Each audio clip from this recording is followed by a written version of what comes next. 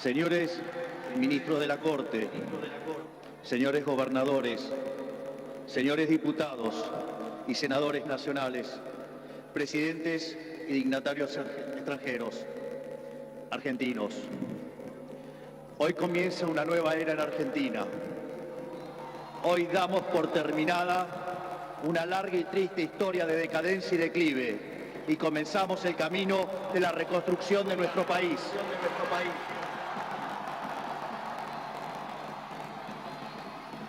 Los argentinos, de manera contundente, han expresado una voluntad de cambio que ya no tiene retorno. No hay vuelta atrás. Hoy enterramos décadas de fracaso, peleas intestinas y disputas sin sentido. Peleas que lo único que han logrado es destruir nuestro querido país y dejarnos en la ruina. Hoy comienza una nueva era en Argentina, una era de paz y prosperidad, una era de crecimiento y desarrollo, una era de libertad y progreso. Hace 200 años, un grupo de ciudadanos argentinos reunidos en San Miguel de Tucumán le dijeron al mundo que las Provincias Unidas del Río de la Plata no eran más una colonia española y que a partir de ese histórico momento seríamos una nación libre y soberana. Durante décadas nos enfrentamos en disputas internas acerca de cuál debía ser la forma institucional que nuestro país necesitaba. En 1853, luego de 40 años de haber declarado la independencia, bajo el auspicio de un pequeño grupo de jóvenes idealistas que hoy conocemos como la generación del 37, decidimos como pueblo abrazar las ideas de la libertad.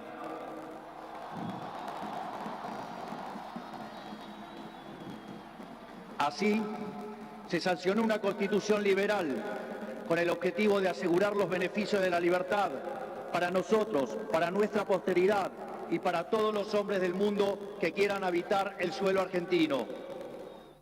Lo que vino después de la sanción de esa constitución de fuerte raigambre liberal fue la expansión económica más impresionante de nuestra historia. De ser un país de bárbaros enfrascados en una guerra sin cuartel, pasamos a ser la primer potencia mundial. Para principios del siglo XX éramos el faro de luz de Occidente. Nuestras costas recibían con brazos abiertos a millones de inmigrantes que se escapaban de una Europa devastada en búsqueda de un horizonte de progreso. Lamentablemente, nuestra dirigencia decidió abandonar el modelo que nos había hecho rico y abrazaron las ideas empobrecedoras del colectivismo.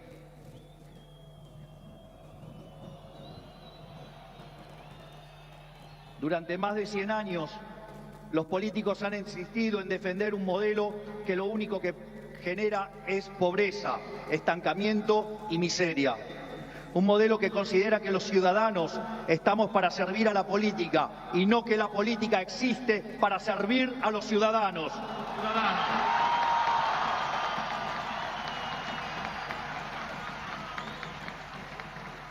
Un modelo que considera que la tarea de un político es dirigir la vida de los individuos en todos los ámbitos y esferas posibles.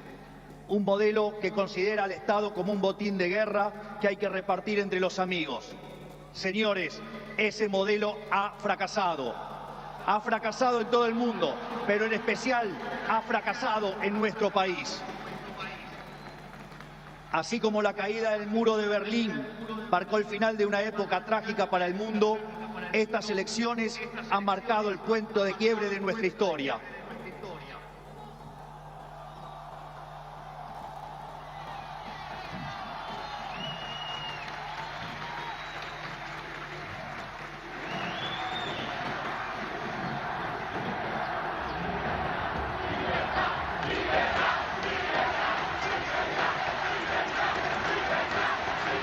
En estos días, mucho se ha hablado de la herencia que vamos a recibir.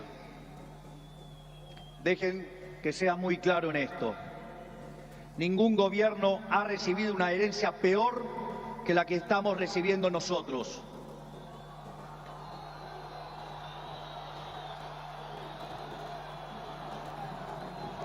El kirchnerismo, que en sus inicios se captaba de tener superávit gemelos, esto es, superávit fiscal y externo, hoy nos deja déficit gemelos por 17% del PBI. A su vez, de esos 17 puntos del PBI, 15 corresponden al déficit consolidado entre el Tesoro y el Banco Central. Por lo tanto, no existe solución viable en la que se evite atacar al déficit fiscal. Al mismo tiempo, de esos 15 puntos de déficit fiscal, 5 corresponden al Tesoro Nacional y 10 al Banco Central, por lo que la solución implica, por un lado, un ajuste fiscal en el sector público nacional de 5 puntos del PBI, que a diferencia del pasado, caerá casi totalmente sobre el Estado y no sobre el sector privado.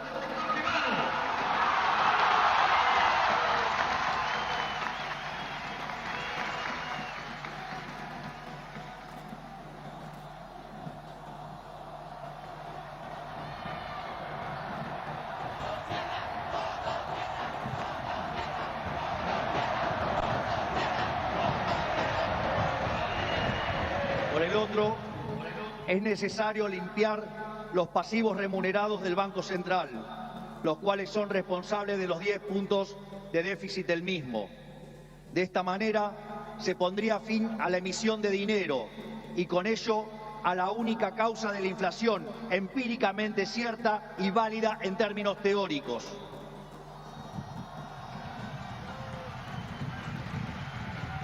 Sin embargo, dado que la política monetaria actúa con un rezago que oscila entre 18 a 24 meses, aun cuando hoy dejemos de emitir dinero, seguiremos pagando los costos del desmadre monetario del gobierno saliente. Haber emitido por 20 puntos del PBI como se hizo en el gobierno saliente no es gratis. Lo vamos a pagar en inflación. A su vez, el cepo cambiario, otra herencia de este gobierno,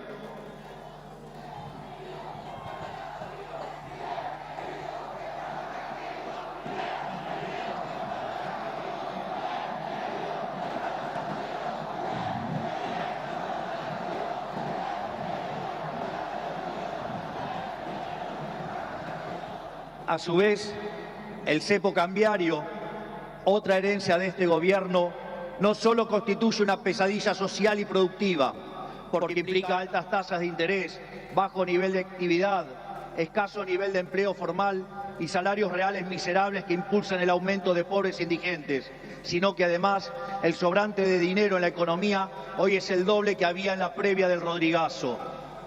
Para tener una idea de lo que eso implica, recordemos que el Rodrigazo multiplicó por 6 veces la tasa de inflación, por lo que un evento similar significaría multiplicar la tasa de inflación por 12 veces. Y dado que la misma viene viajando a un ritmo del 300%, podríamos pasar a una tasa anual del 3.600. A su vez, tranquilos que no termina acá, la herencia sigue.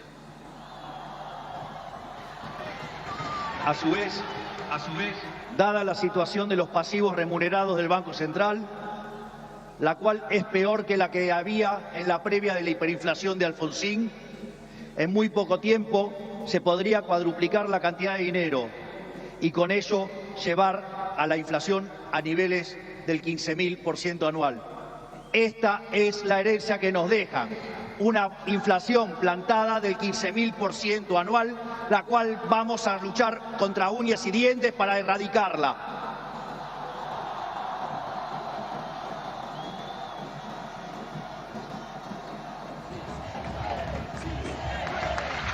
Es más, este número, que parece un disparate, quiero que sepan que implica una inflación del 52% mensual, mientras que hoy mismo ya viaja a un ritmo, de acuerdo a estimaciones privadas, que oscilan entre el 20 y el 40% mensual para los meses entre diciembre y febrero.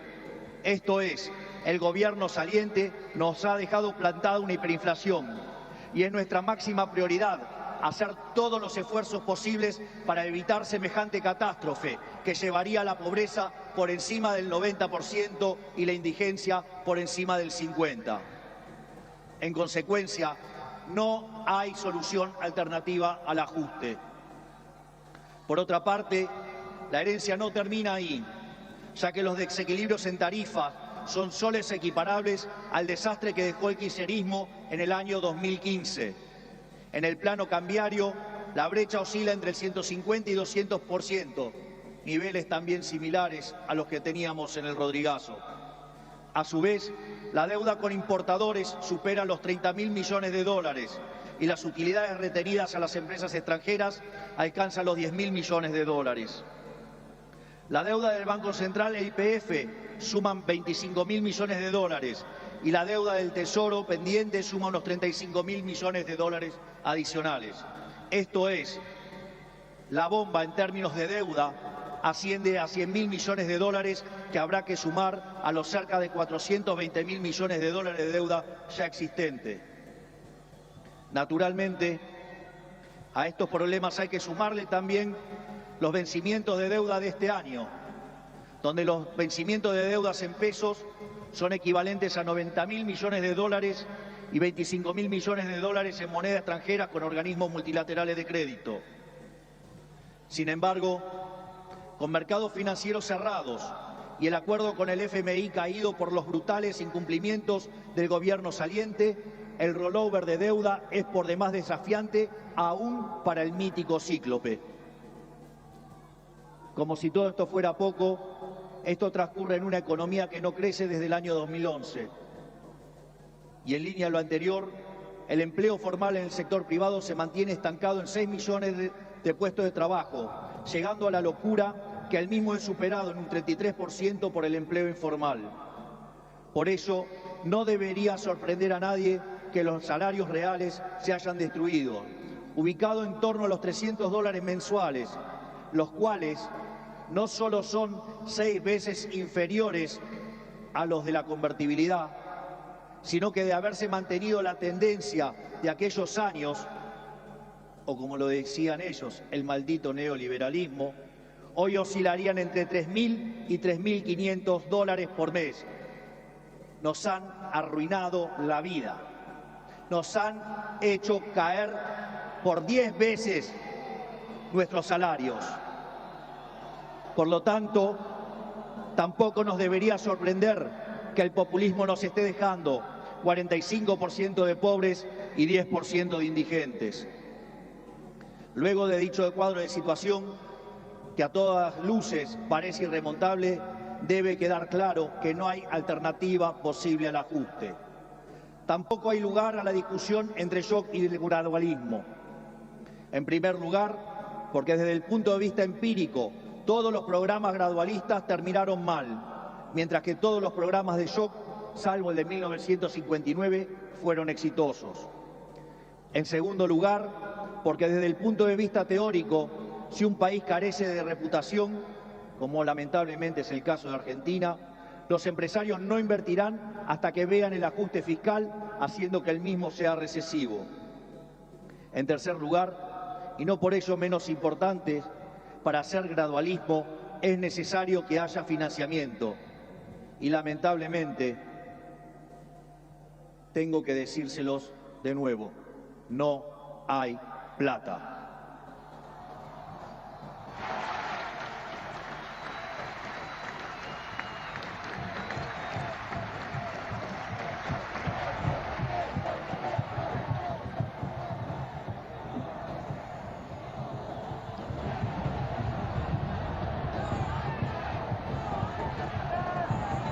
Por ende, la conclusión es que no hay alternativa al ajuste y no hay alternativa al shock. Naturalmente, eso impactará de modo negativo sobre el nivel de actividad, el empleo, los salarios reales, la cantidad de pobres e indigentes. Habrá esta inflación, es cierto, pero no es algo muy distinto a lo que ha pasado en los últimos 12 años. Recordemos que en los últimos 12 años el PBI per cápita ha caído 15% en un contexto donde acumulamos 5.000% de inflación. Por lo tanto, hace más de una década que vivimos en esta inflación. Por lo tanto, este es el último mal trago para comenzar la reconstrucción de Argentina.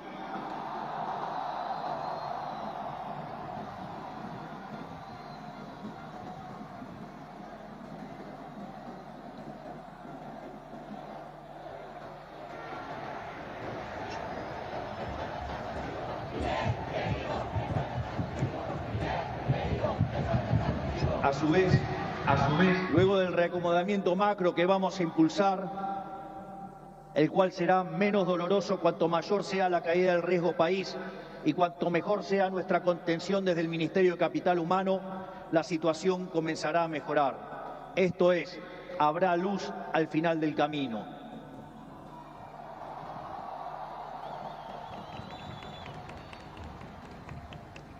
En el caso alternativo, la propuesta sensiblera progresista, cuya única fuente de financiamiento es la emisión de dinero, derivará en una hiperinflación que llevará al país a la peor crisis de su historia, sumado a que nos meterá en una espiral decadente que nos equiparará con la oscuridad de la Venezuela de Chávez y Maduro.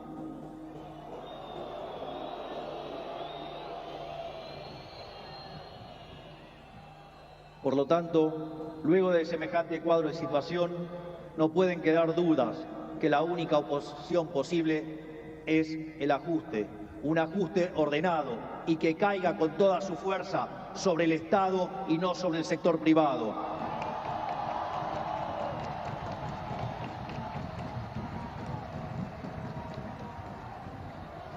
Sabemos que será duro, por eso quiero también traerles una frase sobresaliente de uno de los mejores presidentes de la historia argentina, que fue Julio Argentino Roca. Nada grande, nada estable y duradero se conquista en el mundo cuando se trata de la libertad de los hombres y del engrandecimiento de los pueblos, si no es a costa de supremos esfuerzos y dolorosos sacrificios.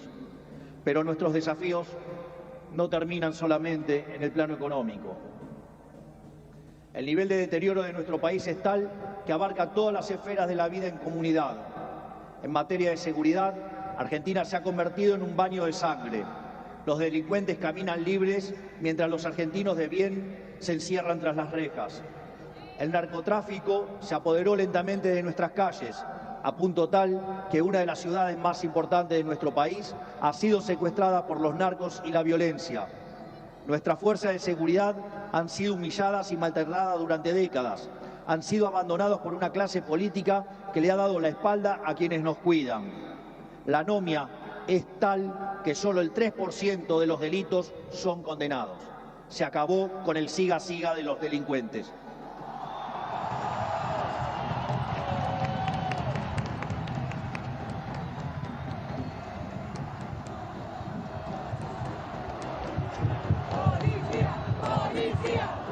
En materia social, estamos recibiendo un país donde la mitad de la población es pobre, con el tejido social completamente roto. Más de 20 millones de argentinos no pueden vivir una vida digna, porque son presos de un sistema que lo único que genera es más pobreza. Como dice el gran Jesús Huerta de Soto, los planes contra la pobreza generan más pobreza.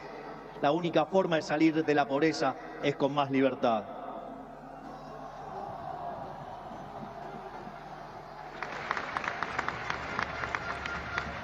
Al mismo tiempo, 6 millones de chicos hoy a la noche se irán a dormir con hambre, que caminan descalzos por la calle y otros que cayeron en la droga. Lo mismo ocurre en materia educativa. Para que tengan idea del deterioro que vivimos, solo el 16% de nuestros chicos se reciben en tiempo y forma en la escuela. Solo el 16%. Solo 16 de cada 100. Es decir, que el 84% de nuestros chicos no termina la escuela en tiempo y forma. A su vez, el 70% de los chicos que sí terminan la escuela no pueden resolver un problema de matemática básica o comprender un texto. De hecho, en las últimas evaluaciones PISA, la Argentina se encuentra en el puesto 66 de 81 y séptima en América Latina. siendo que Argentina fue el primer país en terminar con el alfabetismo en el mundo. Si se levantara Sarmiento y viera qué hicieron de la educación.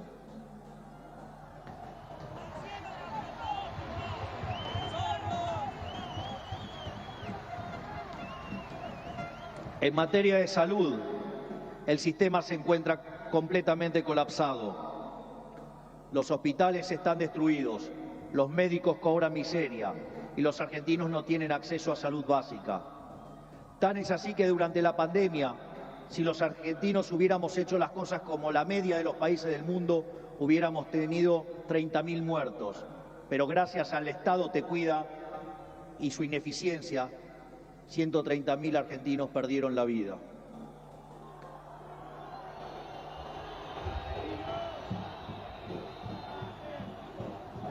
Ese es el estado presente del que los políticos tanto hablan, argumento que utilizan para justificar el aumento descomunal del gasto público que solo los beneficia a ellos. En todas las esferas, miren donde miren, la situación de la Argentina es de emergencia. Si miramos la infraestructura de nuestro país, la situación es la misma. Solo el 16% de nuestras rutas se encuentran asfaltadas y solo el 11% se encuentra en buen estado.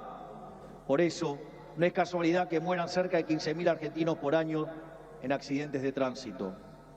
Lo que quiero graficar con todo esto es que la situación de la Argentina es crítica y de emergencia.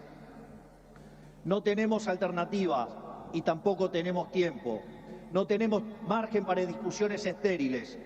Nuestro país exige acción y una acción inmediata. La clase política deja un país al borde de la crisis más profunda de nuestra historia. Cada uno de ellos tendrá que hacerse cargo de su propia responsabilidad. No es tarea mía señalarlos.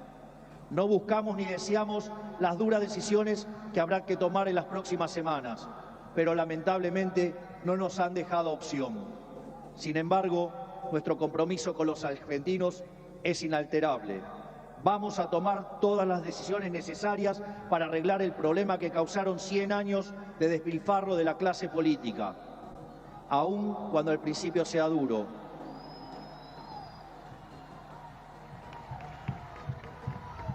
Sabemos que de corto plazo la situación empeorará, pero luego veremos los frutos de nuestro esfuerzo, habiendo creado las bases de un crecimiento sólido y sostenible en el tiempo.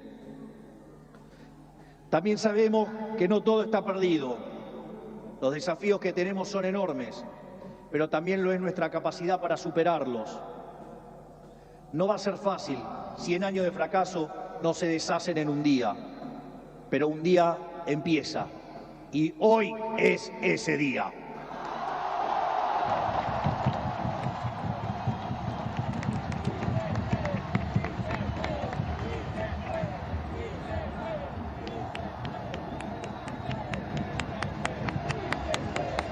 Hoy empezamos a desandar el camino de la decadencia y comenzamos a transitar el camino de la prosperidad. Tenemos todos para ser el país que siempre soñamos. Tenemos los recursos, tenemos la gente, tenemos la creatividad y, mucho más importante, tenemos la resiliencia para salir adelante.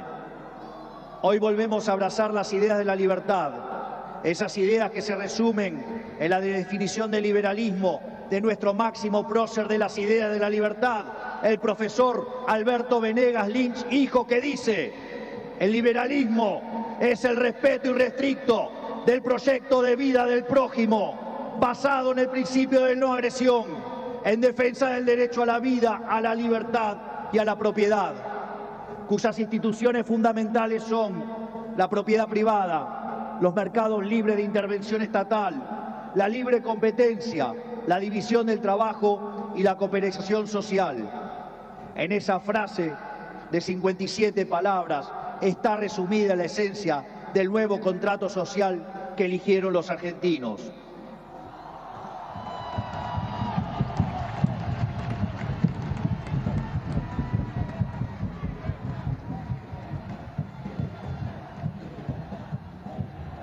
Este nuevo contrato social nos propone un país distinto, un país en el que el Estado no dirija nuestras vidas, sino que vele por nuestros derechos, un país en el que el que las hace, las paga.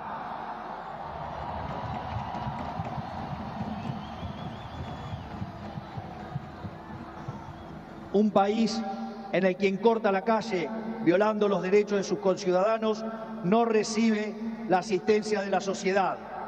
Puesto en nuestros términos, el que corta no cobra.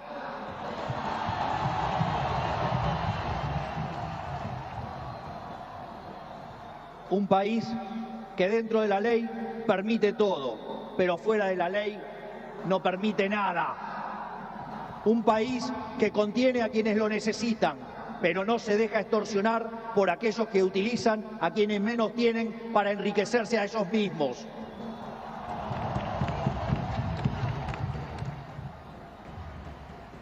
En cuanto a la clase política argentina, quiero decirles que no venimos a perseguir a nadie, no venimos a saldar viejas vendetas, ni a discutir espacio de poder. Nuestro proyecto no es un proyecto de poder, nuestro proyecto es un proyecto de país. No pedimos acompañamiento ciego, pero no vamos a tolerar que la hipocresía, la deshonestidad o la ambición de poder interfieran con el cambio que los argentinos elegimos. A todos aquellos dirigentes políticos, sindicales y empresariales que quieran sumarse a la nueva Argentina, los recibimos con los brazos abiertos.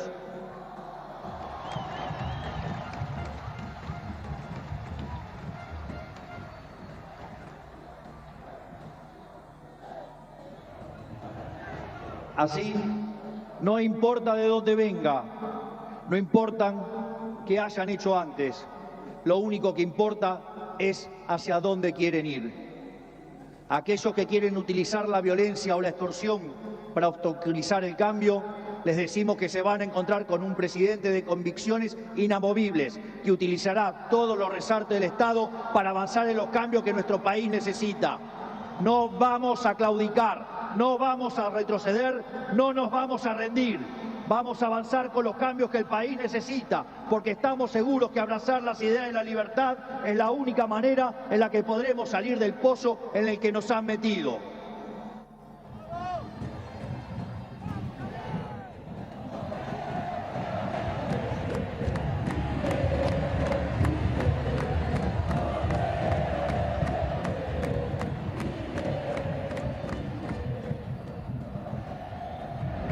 Por lo tanto, y para ir terminando, que quede claro, hoy comienza una nueva era en Argentina. El desafío que tenemos por delante es titánico, pero la verdadera fortaleza de un pueblo se mide en cómo enfrenta los desafíos cuando se presentan. Y cada vez que creemos que nuestra capacidad para superar esos desafíos ha sido alcanzada, miramos al cielo y recordamos que esa capacidad bien podría ser ilimitada. El desafío es enorme, pero lo afrontaremos con convicción, trabajaremos sin descanso y llegaremos a destino. No es casualidad que esta inauguración presidencial ocurra durante la fiesta de Hanukkah, la fiesta de la luz, ya que la misma celebra la verdadera esencia de la libertad. La guerra de los macabeos es el símbolo del triunfo de los débiles por sobre los poderosos, de los pocos por sobre los muchos, de la luz por sobre la oscuridad y sobre todas las cosas, de la verdad por sobre la mentira. Porque ustedes saben que prefiero decirles una verdad incómoda antes que una mentira confortable.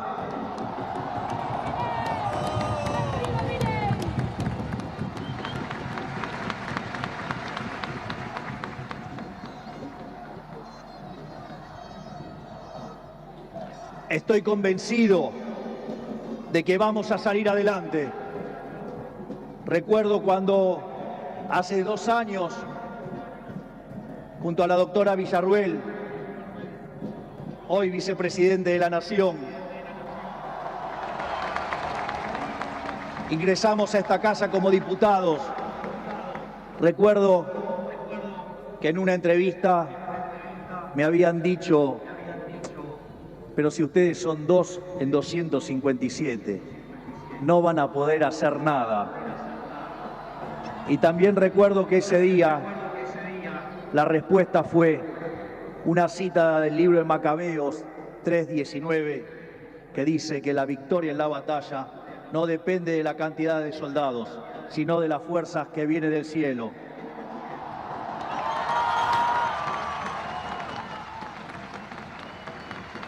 Por lo tanto, Dios bendiga a los argentinos y que las fuerzas del cielo nos acompañen en este desafío. Muchas gracias. Será difícil, pero lo vamos a lograr. ¡Viva la libertad, carajo! ¡Viva la libertad, carajo! ¡Viva la libertad, carajo!